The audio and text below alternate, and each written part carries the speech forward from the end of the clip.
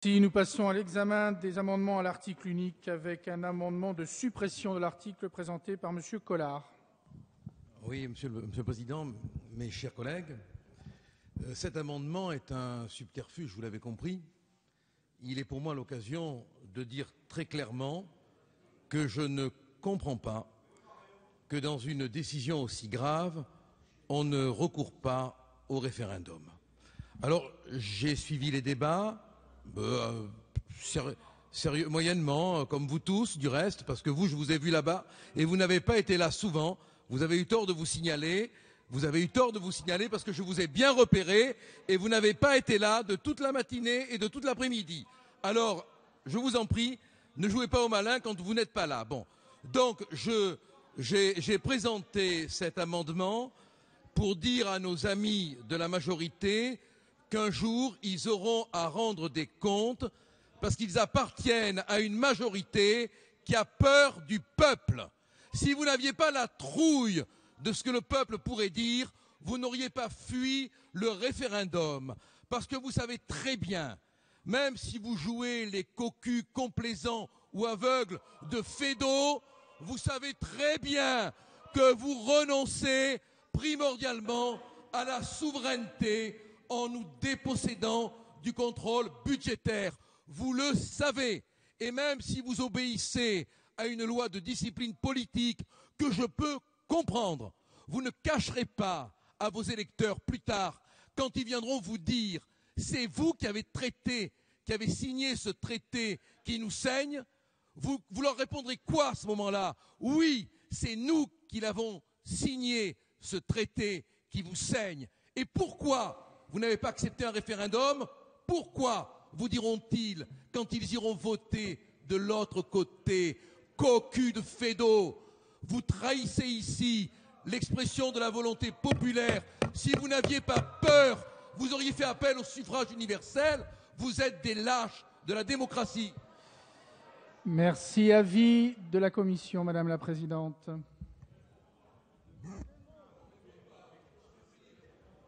Bon, je crois que rien ne peut excuser non seulement les approximations, mais le travestissement de la réalité. Je suis navrée d'avoir à vous le dire, Monsieur Dupont-Aignan. C'est vous qui n'avez pas lu ce traité. Il n'y a pas de contrôle de la Cour de justice européenne sur le fond des choses, d'ailleurs. Pierre Lequillier est d'accord avec moi. Nous avons passé des heures et des heures à vous le démontrer, que ce soit en commission, que ce soit ici. Donc, je vous recommande de relire ce traité si vous ne l'avez pas fait, car j'ai l'impression que vous ne l'avez pas lu. Il n'y a pas de contrôle de la Cour de justice sur le fond des politiques, simplement sur la transposition en droit interne de la règle du déficit structurel. Je voudrais vous dire aussi que, là aussi, qu'est-ce que vous proposez? Qu'est-ce que vous proposez? Nous gardons l'intégralité de la possibilité pour ce Parlement de décider sur nos budgets. Nous avons bien entendu des règles communes pour faire vivre une monnaie unique. Alors, est-ce que vous préconisez qu'on supprime la monnaie unique? Si c'est oui, ben dites-le. Très bien. Alors, vous préconisez la suppression de la monnaie unique. Au moins, là, c'est clair.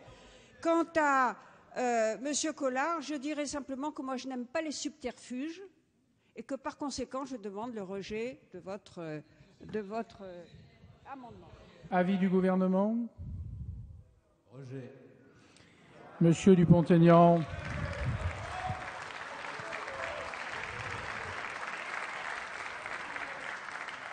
Madame, moi je voudrais dire, Madame le Président, Monsieur le Ministre, un mot sur cet amendement.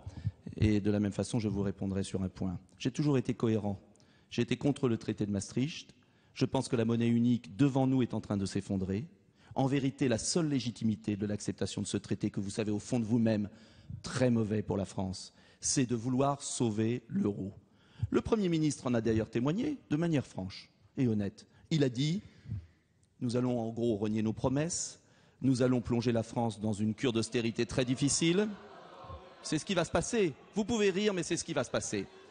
Mais en vérité, reconnaissons le mérite de la continuité, il faut sauver l'euro. L'euro est en train de s'effondrer sous nos yeux. L'Allemagne ne veut pas payer, la Grèce proteste, l'Espagne est en très grande difficulté, la France a perdu 1 million d'emplois en 10 ans, l'euro trop cher fait fuir nos entreprises qui délocalisent à tour de bras, et en vérité, vous continuez une politique folle qui consiste à aller toujours plus loin dans une cure de rigueur absurde, contre-productive, qui ressemble d'ailleurs à la politique de Laval des années 35. C'est exactement la même chose. C'est exactement la politique du Francfort. Ce sont les mêmes mots. Cela aboutira au même drame. En vérité, vous ne voulez pas vous rendre compte qu'on ne peut pas adapter une monnaie unique à des économies aux compétitivités différentes. Et que quand on a une monnaie unique sur des économies différentes, que se passe-t-il?